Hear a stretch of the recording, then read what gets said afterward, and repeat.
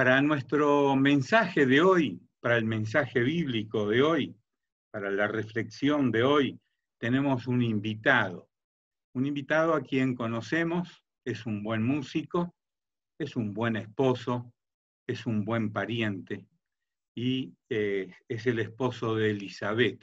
Así que hoy le damos el micrófono al hermano Andrés Regueira para que nos entregue el mensaje que Dios ha puesto en su corazón. Antes de que lo oigamos a él, vamos a tener un momento de oración. Les invito a orar allí en sus hogares.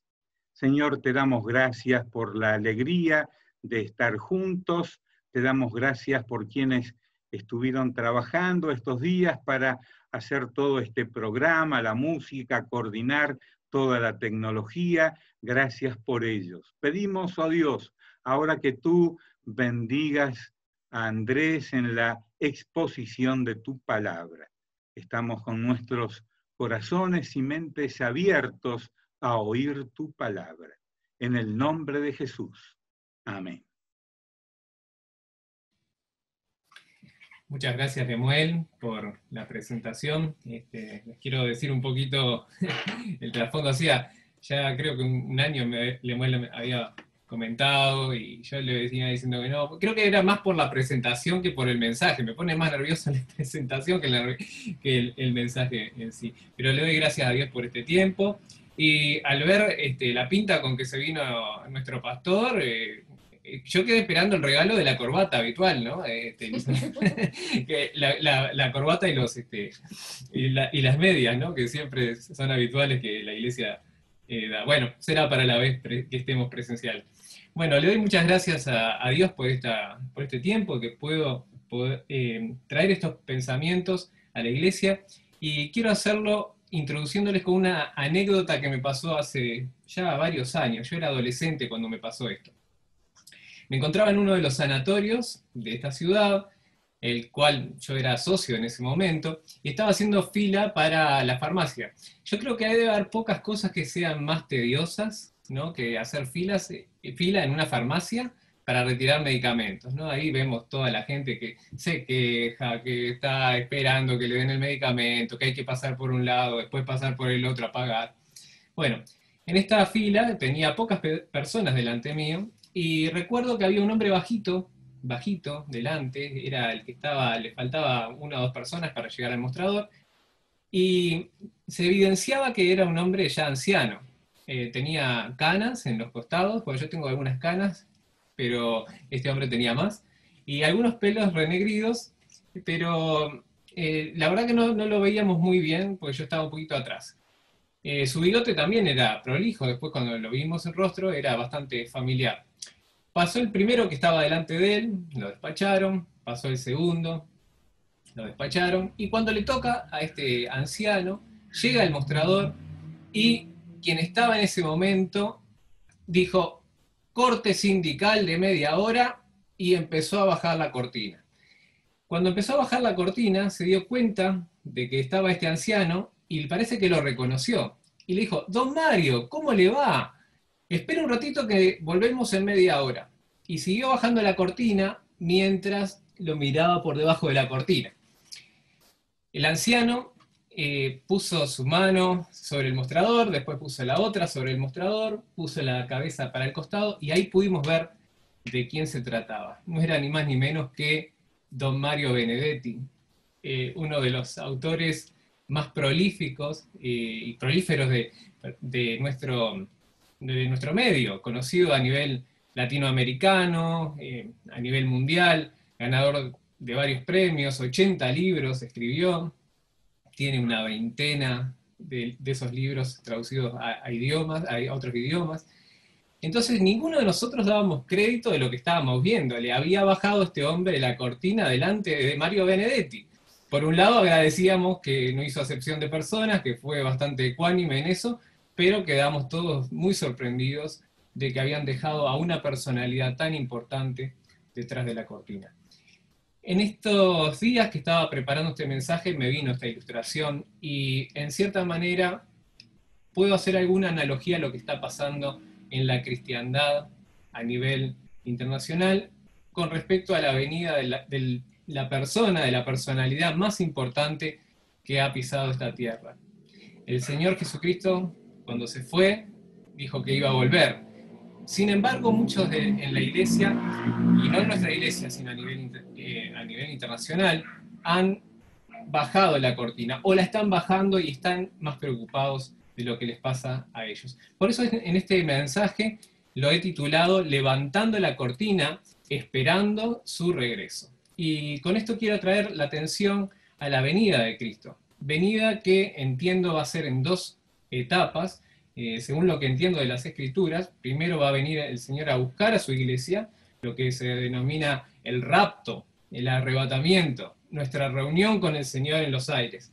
Y después va a ser la venida con su iglesia, ya no por su iglesia, sino con su iglesia, donde vendrá a reinar. Hay mucho debate, mucha discusión, hay algunos que dicen que va a ser en el mismo momento. Yo, a fuerza de ser sinceros, y creo que por honestidad con los que nos están escuchando, considero que el rapto va a ser antes de la tribulación y nosotros vendremos después de la tribulación con él a reinar. Pero está debatido esto y hay muchas posturas y no vamos a entrar en este momento a ver todos estos detalles. Entonces les animo, hermanos, en este mensaje a que pongamos la mano en la cortina, que capaz la hemos estado bajando, para poder volverla a subir y esperar al Señor que viene hacia nosotros. Así como lo hizo Pablo, vamos a tratar este tema. No basándonos en las señales, no haciendo mucho énfasis en el COVID, pues yo sé que en este momento todas las conversaciones, todos los mensajes van directo al COVID, pero creo que se ha estado hablando bastante. Mi objetivo en este momento es lo que hizo Pablo con la iglesia en Tesalonicenses, por eso les invito a abrir en 1 Tesalonicenses 4:13. Allí vamos a tener nuestra lectura y les invito a considerar 4 tramos de esa cortina que tienen que ser levantados al esperar la venida de nuestro Señor. Vamos a leer primeramente este pasaje muy conocido. En la carta de Tesalonicenses nos habla de la venida de nuestro Señor Jesucristo y Pablo les decía esto a la iglesia. Y no queremos, hermanos, que ignoréis acerca de los que duermen, para que no os entristezcáis como los demás que no tienen esperanza.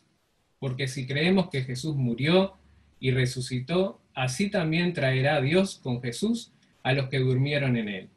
Por lo cual os decimos esto por palabra del Señor, que nosotros, los que vivamos, los que hayamos quedado hasta la venida del Señor, no precederemos a los que durmieron, porque el Señor mismo, con voz de mando, con voz de arcángel y con trompeta de Dios, descenderá del cielo, y los muertos en Cristo resucitarán primero.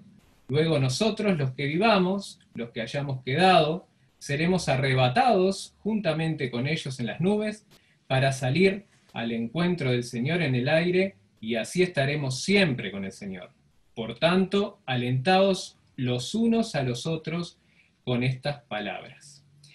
Vamos a orar y pedirle que el Señor bendiga su palabra en nuestros corazones. Amado Señor, al tratar estos 4 tramos de la cortina que queremos levantar, pedimos que hables a nuestro corazón y que la palabra obre el cambio en nuestras vidas, adaptándonos a lo que tú quieres para nosotros, Señor. Pedimos que bendigas estas palabras, bendigas a este siervo, para que pueda decir lo que tú estás queriéndole decir a la iglesia en estos 109 años. Lo pedimos en nombre de Cristo. Amén. Bueno, vamos a ver entonces, hermanos, lo que es el primer tramo. El primer tramo de la cortina que queremos levantar, y es del que necesitamos, lo primero que tenemos que hacer, es empezar a conocer acerca de esta segunda venida del Señor. Dice Pablo allí que en el versículo 13, y no queremos, hermanos, que ignoréis acerca de los que duermen, para que no os entristezcáis como los demás que no tienen esperanza. Las breves semanas que Pablo había estado con los tesalonicenses, había dejado algunas semillas importantes de su enseñanza en la vida de ellos. Él había estado 3 semanas predicando en la sinagoga y habían pasado muchas cosas allí. una turba, se había juntado una cantidad de hombres ociosos, habían ido a la casa de Jasón, bueno, allí lo llevaron a Jasón y tuvo que pagar fianza. Pablo entendió que todo eso que había pasado ponía en riesgo a la iglesia, entonces decide irse. Pero Pablo ya había dejado plantada la semilla allí en nuevos convertidos y podían estar viendo todas estas lecciones porque él ya las había compartido. Entonces, allí vemos a lo que era la inquietud de esta gente que tenía una preocupación. Al parecer, cuando Pablo se fue de Tesalónica, cuando llegó Timoteo con las noticias, a Pablo, que ya estaba en Corinto, le dice que algunas personas habían fallecido y que la iglesia estaba un poco triste porque no sabían qué iba a pasar con ellos. Se iban a perder el regreso del Señor y estaban realmente acongojados, estaban angustiados. Entonces Pablo le escribe toda esta carta para tratar ese tema. Qué tremendo corazón pastoral el del apóstol, ¿no? Y yo miro con cierta ternura la iglesia de Tesalónica y veo cosas muy deseables para la Pieu en este 2020. Por un lado, ellos estaban pendientes del retorno de Cristo, pero también vemos el amor continuo que tenían y el continuo recordar de quienes habían partido, ¿no? Dos cosas que a diario a veces en la gente no lo vemos, ¿no? La gente a veces, bueno, el que partió, partió. Algunos dicen ese dicho, ¿no? Que dice el muerto al hoyo y el vivo al bollo. Pero el que partió, partió. Y ahora tenemos que seguir adelante.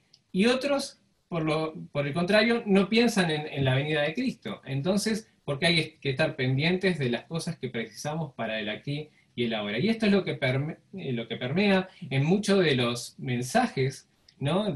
A nivel global, que no se habla tanto de la venida de Cristo, no se habla del arrebatamiento, y se habla más de soluciones para el aquí y el ahora. Nuestra fe, hermanos, es una fe histórica. Tenemos que pensar en quienes nos precedieron. Estamos en deuda con quienes nos precedieron. El pastor acaba de mencionar a 6 personas, ¿no?, que arrancaron con la iglesia. Y hoy damos gracias a Dios por ello. Yo puedo pensar en una cantidad de hermanos en la Pieu que ya nos han precedido, que ya han partido, y que ellos volverán cuando vengan con el Señor. En ese arrebatamiento sus cuerpos van a ser transformados y van a ir al encuentro del Señor. Y la iglesia en el tiempo actual también tiene que mirar y pensar en la segunda venida de Cristo. Alguien dijo que la segunda venida de Cristo es la cumbre, desde donde se deben mirar a todas las otras doctrinas. Ahora, algunos han tratado o han optado por ignorar estos temas. Algunos los ignoran simplemente por desconocimiento, y eso es remediable. Y es remediable desde 2 puntos de vista. Desde el punto de vista de la persona, que requiere que estudie estos temas, pero es remediable también desde el compromiso de la iglesia. La iglesia tiene que capacitar, tiene que predicar, tiene que enseñar acerca de la venida del Señor a la tierra. Yo doy gracias a Dios por la Pieu, porque tenemos un plan de escuela dominical en donde vemos todos los pasajes de la Biblia, todos los libros, en 9 años. Muchas iglesias no cuentan con ese beneficio. No obstante, sabemos que también no todos los hermanos participan de la escuela dominical y les animo a poder hacerlo. Pero por eso es que precisamos predicación, precisamos que las personas también estudien, que se enfoquen y no solo esperen que alguien más les dé ese conocimiento. Hay algunos que dicen que no se acercan a las profecías, a lo que tiene que ver con la segunda venida de Cristo, porque son temas que le dan un poquito de miedo. Un hermano hace poco me dijo, no en la iglesia, en otro lugar, me dice, yo esos temas de lejito, no los quiero tocar, son temas complicados, muchos símbolos, hay mucha cosa, no, prefiero otros temas, los libros los tengo por allá abajo, en mi biblioteca, no los quiero tocar. Otros por desgano, porque lamentablemente la cantidad de fanáticos que han salido poniendo fechas, que el Señor va a volver en tal época, algunos en 1988 uno sacó un libro que el Señor iba a volver en 1988. Cuando no volvió, rectificó eso y dijo va a volver en 1989 y sacó otro libro diciendo por qué el Señor iba a volver en 1989. Tampoco volvió. Hace poco tiempo recuerdo que en la puerta de la iglesia había un grupo que se puso a entregar folletos, a los cuales nos dieron algunos de nosotros, diciendo que iba a volver el Señor en ese año.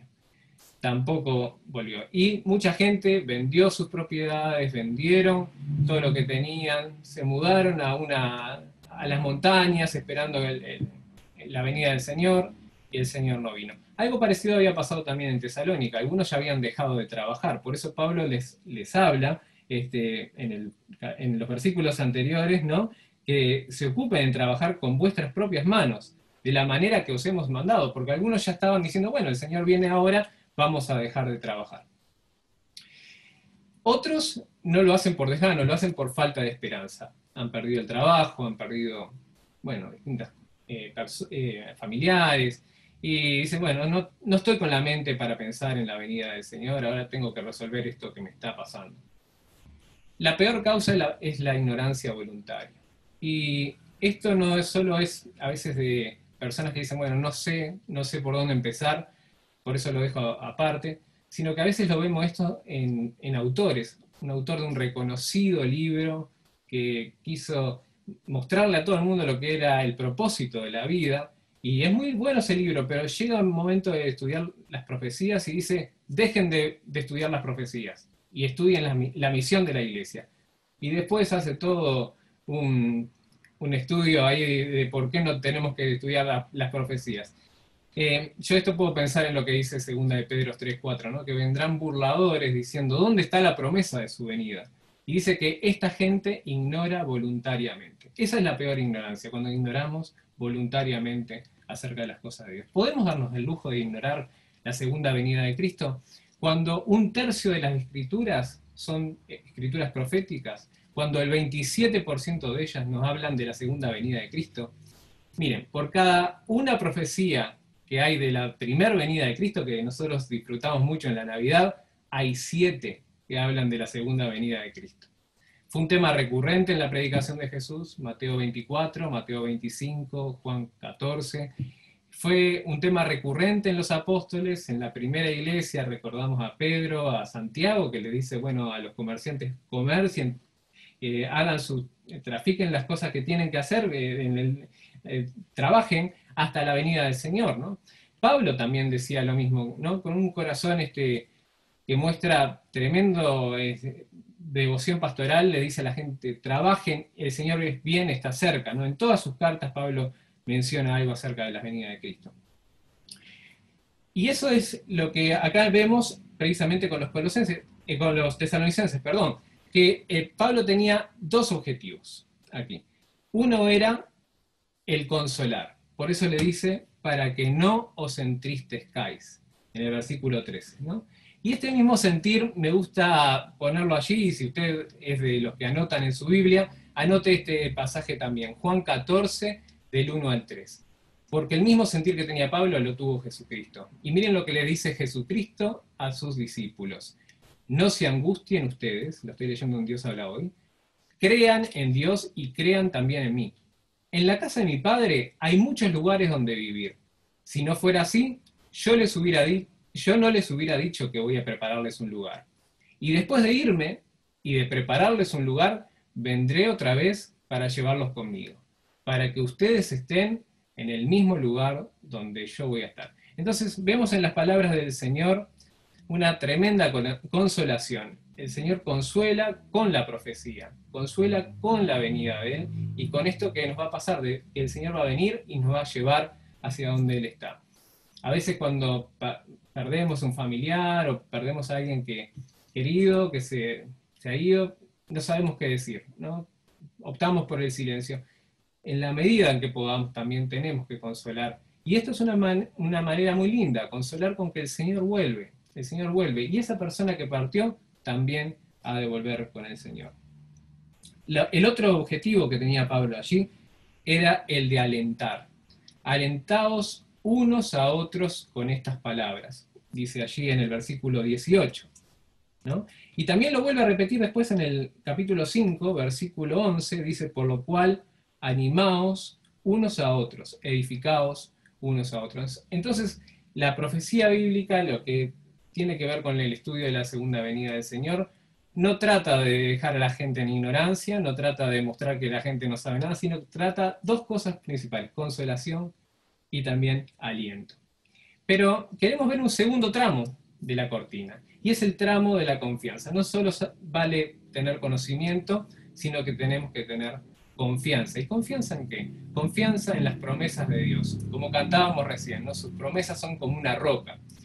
Y dice allí Pablo en el versículo 14 que si creemos que Jesús murió y resucitó, así también, y ese remarco ese así también, traerá Dios con Jesús a los que durmieron en él.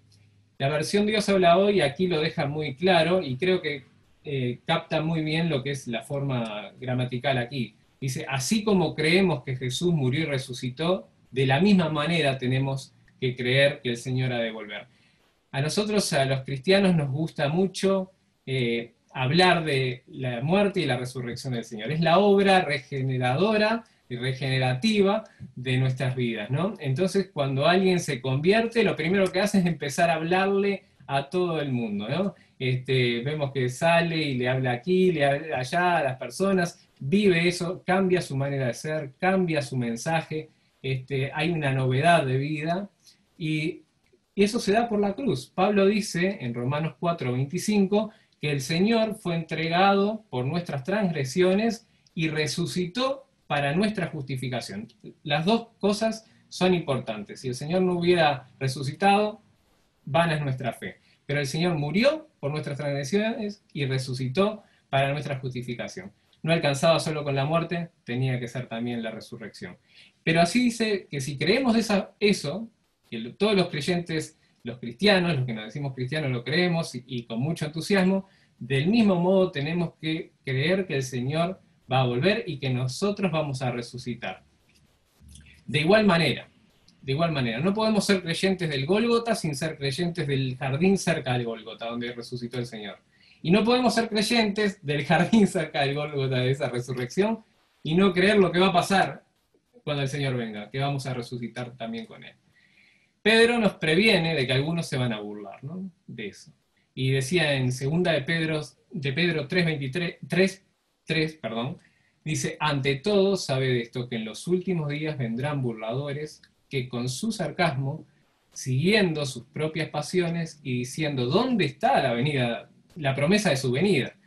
Ahora, él mismo lo responde después en el versículo 9. El Señor no se tarda en cumplir su promesa, según algunos entienden la tardanza, sino que es paciente para con vosotros, no queriendo que nadie perezca, sino que todos procedan al arrepentimiento, ¿no? El Señor es paciente, ¿no? Es una virtud, esa. Él está esperando, ¿no? Que las personas vengan al arrepentimiento. Por eso a veces decimos que no está tardando. Bueno, pero el Señor está completando, ¿no? Su cuerpo. ¿Y qué con respecto a Jesús? ¿Jesús confiaba en las promesas del Padre? Bueno, cuando vemos en Juan 17:24, si usted va a Juan 17:24, encuentra un pasaje que es maravilloso, ¿no? Es la oración sumo pontifical de Jesús, lo que se conoce allí como es la oración principal de Jesús cuando ya ora el Padre pidiéndole por el resto de los discípulos. Y dice, Jesús dijo esto, Padre, aquellos que me has dado, quiero que donde yo estoy, también ellos estén conmigo, para que vean mi gloria que me has dado, porque me has amado desde antes de la fundación del mundo. Miren, hermanos, podemos confiar en todas las promesas de Dios, pero si hay una que podemos confiar, es que el Señor va a responder la oración de Jesús. El Dios, el Padre, va a responder esa oración. Donde yo estoy, quiero que todos ellos estén conmigo, ¿no? Y recuerdo un himno que siempre me gustó mucho desde mi juventud, que dice, Señor, tú has prometido a todo aquel que va siguiendo tus pisadas, que al cielo llegará.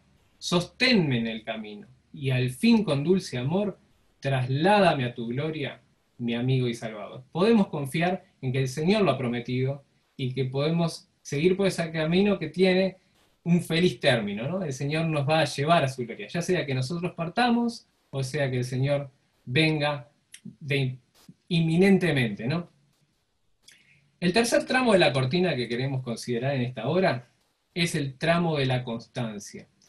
No solo alcanza con el conocimiento, con confiar en las promesas de Dios, tenemos que ser constantes, constantes en esperar al Señor y en sus promesas, y constantes en el estudio. Un pensador dijo que la constancia es la virtud por la cual todas las demás virtudes dan fruto. Y en el versículo 15, les animo a leer allí, vamos a ver esta constancia. ¿De qué constancia habla Pablo? Dice, por lo cual os decimos esto por palabra del Señor, que nosotros los que vivamos, los que hayamos quedado hasta la venida del Señor, no precederemos a los que durmieron. Y si usted va después al versículo 17, va a encontrar que dice, luego nosotros los que vivamos, ¿no? Esta era la esperanza de Pablo, que la dice 2 veces allí. Pablo tenía constancia en la espera. Y esto lo vemos en toda la carta de Tesalonicenses. El impacto de la predicación de Pablo llevaba a los tesalonicenses también a tener la misma constancia que tenía Pablo. Si nosotros vamos al capítulo 1 de Primera de Tesalonicenses, le voy a mostrar unas cosas que me resultaron muy interesantes, para conocer no solo el perfil de los tesalonicenses, sino también el perfil de Pablo. Lo vemos a través de lo que él escribió. Miren lo que dice en versículo 3. Acordándonos sin cesar delante del Dios y Padre nuestro de la obra de vuestra fe, le está diciendo Pablo, ¿no? Y del trabajo de vuestro amor y de vuestra ¿qué? Constancia en la esperanza de nuestro Señor Jesucristo. Esto era la iglesia de los tesalonicenses. Ellos eran constantes en esperar al Señor Jesucristo, en la esperanza de nuestro Señor Jesucristo, ¿no? Esto les llevaba, como dice después en el versículo 5, a que el mensaje que habían recibido por poder del Espíritu Santo fuera en plena certidumbre. Ellos no dudaban nada, porque venía el Señor y no había que dudar de nada de lo que les había enseñado Pablo. ¿Por qué decimos que era de Pablo esto que ellos habían aprendido? Bueno, por lo que dice el versículo 6. Miremos lo que dice allí. Dice, y vosotros vinisteis a ser imitadores de nosotros. O sea que si ellos tenían constancia en esperar al Señor, no era por combustión espontánea, era porque lo habían aprendido de Pablo. 3 semanas bastaron. A veces decimos, la escatología es un tema muy difícil que no tiene que estar en ningún discipulado porque eso es comida pesada, ¿no? Eso es para más adelante. Pero Pablo había estado 3 semanas y ya les había hablado de que el Señor volvía. Tanto es así que esto generó un efecto en todos los cristianos que los impulsó a salir a Macedonia, a Acaya, a predicar el Evangelio. Y Pablo le dice más adelante en el versículo 9 que la gente de Macedonia y de Acaya, ellos mismos cuentan de nosotros, o sea, de Pablo, ¿no? La manera en que nos recibisteis y cómo convertisteis a Dios, abandonando, los ídolos para servir al Dios vivo y verdadero, y dice algo más, y esperar de los cielos a su Hijo, al cual resucitó de los muertos, a Jesús, quien nos libra de la ira venidera. Esto es una de las razones por las cuales yo considero que el Señor nos va a librar de la tribulación, porque nos libra de la ira venidera. Y también considero que lo va a hacer por lo que dice Pablo en el versículo 18, porque dice alentaos unos a otros. Alguien dijo, un conocido expositor acerca de temas de profecía, que si la iglesia tuviera que pasar por la tribulación, tuviera que ser vapuleada, ver todos las copas de la ira volcándose sobre ella y la muerte de muchos de los hermanos, ¿cómo Pablo podría decir, bueno, alentados unos a otros con estas palabras? Yo creo que no nos daría mucho aliento, ¿no? Por eso yo considero que el Señor nos va a rescatar de la ira que va a venir, ¿no? De la ira que va a venir. A mí hay algo que me encanta en la Piegu, me gusta mucho y siempre me gustó, y es el que cuando participamos de la cena, allí los hermanos cuando nos dan los elementos para participar, dicen, hasta que Él venga. Eso es algo que es un tesoro, es un detalle chico que tenemos en la iglesia, pero es un tesoro que a mí me llega al alma siempre que lo dicen, ¿no? Me hace pensar en que el Señor está viniendo, en la esperanza bienaventurada. En este momento que estamos tan con tantos temores de que nos contagiemos, de contagiar, bueno, acá hay algo que sí tenemos que contagiar. Tenemos que, como iglesia, en estos 109 años, hermanos, contagiar la esperanza, contagiar la expectativa de que el Señor viene. Y eso se hace por medio de la constancia. Ahora, hablamos de conocimiento, hablamos de confianza, hablamos de constancia, y todo con C, para que ustedes lo puedan recordar. Pero hay algo más. Se requiere el último tramo de esa cortina que tiene que subir, y es la consagración. Vamos a volver al pasaje y vamos a ver en el versículo 16 lo que dice Pablo. Y Pablo allí en el versículo 16 prepara el escenario, muestra lo que va a pasar en el futuro. Y dice, porque el Señor mismo, con voz de mando, con voz de arcángel y con trompeta de Dios, descenderá del cielo y los muertos en Cristo resucitarán primero. Esto que dice aquí es muy importante, ¿no? Porque comienza diciendo allí el Señor mismo. Si usted quiere anotar, anote este pasaje como una referencia en el margen. Hechos 1:11. Cuando el Señor se va al cielo, dice que aparecen los ángeles, ¿y qué es lo que le dicen a la gente? Varones galileos, ¿por qué se quedan mirando al cielo? El Señor mismo volverá. ¿Ven cómo la escritura en un lado se conecta con el otro? El Señor mismo, dice Pablo, con voz de mando, con voz de arcángel y con trompeta de Dios. Acá se han hecho muchas interpretaciones, cuál es la voz qué arcángel dice acá, pero yo quiero hacerles ver lo que dice de la voz de mando. Esta voz de mando es la voz de nuestro Dios, del Dios creador, del que nos creó, el que tiene poder sobre la muerte, y aquel que dijo cuando se enfrentó a la tumba de Lázaro, Lázaro, sal fuera, sal fuera. Esa es la voz de mando. Esa es la voz por la cual el muerto se levanta y resucita. Y esa es la voz que el Señor va a hablar cuando venga también desde los aires. Salgan fuera. Y ahí la iglesia va a salir al encuentro, ¿no? Los que murieron resucitarán primero y después nosotros seremos transformados. Y así venceremos, como el Señor también Jesucristo lo había profetizado, ¿no? En Mateo 16:18, que el Hades, las puertas del Hades, no prevalecerán contra la iglesia. Y esto me hace pensar también en ese significado tremendo que tiene la palabra arrebatamiento, que nosotros a veces la conocemos como traslado o rapto, pero tiene una acepción la palabra rapto, que es el sacar con violencia, con arrebatar. Y algunos piensan que el diablo va a hacer todo lo posible para que la iglesia no sea arrebatada, pero el Señor la va a arrebatar de las garras del enemigo. Entonces, ¿por qué? Porque las puertas del Hades no prevalecerán contra la iglesia. Pero dice algo más, y por esto es la consagración. Luego nosotros, los que vivamos, los que hayamos quedado, seremos arrebatados juntamente con ellos. Estoy leyendo el versículo 17, y aquí es donde viene lo que queríamos mencionar. Para salir al encuentro del Señor en el aire. Y aquí es la pregunta que tenemos que hacernos todos. ¿Cómo nos estamos preparando para salir al encuentro del Señor en el aire? En segunda de Pedro ve un pasaje muy similar, ¿no? Que dice que por lo cual, amados, estando a la espera de estas cosas, procurad con diligencia ser hallados por Él sin mancha e irreprensible. Segunda de Pedro 3:14. Esto es lo que había motivado a Pablo de estudiar estos temas. No simplemente por conocimiento, no simplemente, bueno, no estaba formando Pablo aquí debatientes o disertantes, él tenía este corazón pastoral y quería que ellos crecieran, que se prepararan y que tuvieran esperanza. Y un pasaje, y termino con esto, porque ya se nos ha ido un poquito la hora, y es mi deseo para la Piegu, está en el capítulo 3, versículo 12 y 13.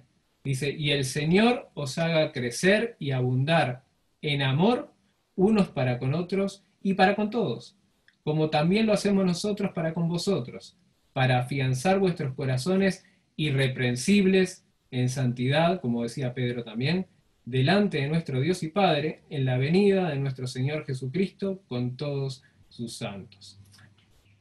Una cosa que vi en estos últimos días, y es la última anécdota que cuento en este mensaje, vi algo que me encantó en YouTube, me gusta ver muchas cosas de arqueología, y se hizo un descubrimiento en Tesalónica, en la antigua Tesalónica, que hoy ha cambiado de nombre, encontraron un cementerio cristiano del primer siglo. Esta carta es del año 50 más o menos de nuestra era, y encontraron un cementerio allí. ¿Saben lo que habían puesto los cristianos de Tesalónica en sus tumbas? Irreprensible. Lo que decía la tumba era irreprensible. Irreprensible. Miren si habían escuchado a Pablo, que el Señor nos mantenga irreprensibles en santidad. Ese es el deseo que tengo personalmente para la iglesia. ¿Cómo logramos eso? Considerando la venida del Señor a diario. No una vez al año, no una vez cada 2 años, a diario. Tal vez sea hoy, como tenía un hermano en su escritorio, la frase, tal vez hoy, ¿no? El pastor cuenta también una anécdota de una profesora de su seminario que decía, iba a la ventana, a esta cortina, y miraba hacia afuera y decía, Señor, ¿volverás hoy? Bueno, espero que sin las presiones de los fanáticos, sin los miedos, que podamos ser irreprensibles en santidad para la venida de nuestro Señor. Dios te bendiga, amada Iglesia Piegu, en estos 109 años de vida, y le voy a dar a Elizabeth para que tenga unas palabras de oración. Oremos, hermanos. Gracias, Señor, te damos, Padre, por esta oportunidad de haber compartido tu palabra, Señor. Te agradecemos por estar cada domingo aprendiendo un poco más, Señor, de lo que tú nos quieres decir por medio de tu palabra.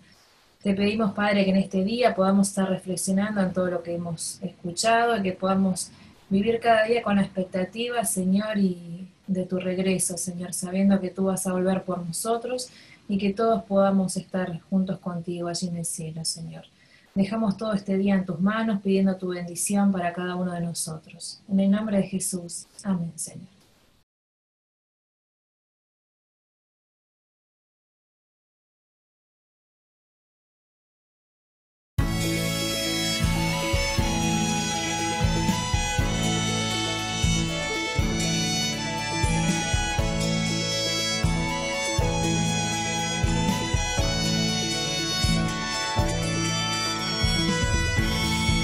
Bendeciré en la tierra de plenitud, donde fluye tu bendición, te bendeciré.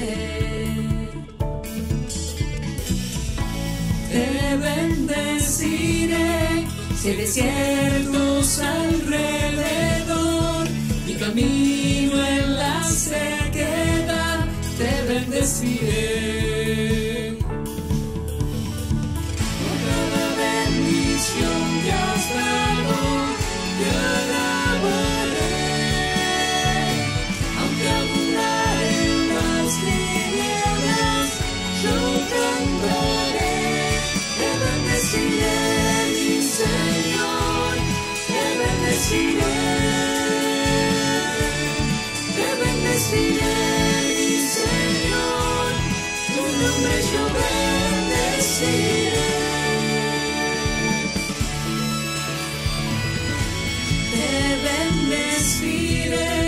Cuando el sol brille sobre mí y las cosas se encuentren bien, te bendeciré. Te bendeciré, aunque sufra en mi caminar y ofrenda sea dolor, te bendeciré. Por cada bendición que has dado, te alabaré, aunque abundar en las tinieblas, yo cantaré, te bendeciré, mi Señor, te bendeciré, mi Señor, tu nombre yo bendeciré. Tú quitas y tú das, en mente y corazón, Dios te bendeciré. Tú quitas y tú das.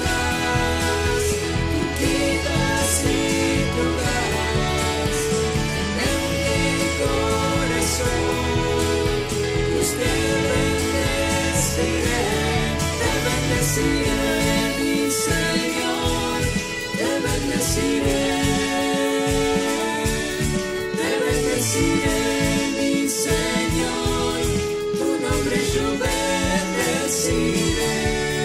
Te bendeciré, mi Señor, te bendeciré.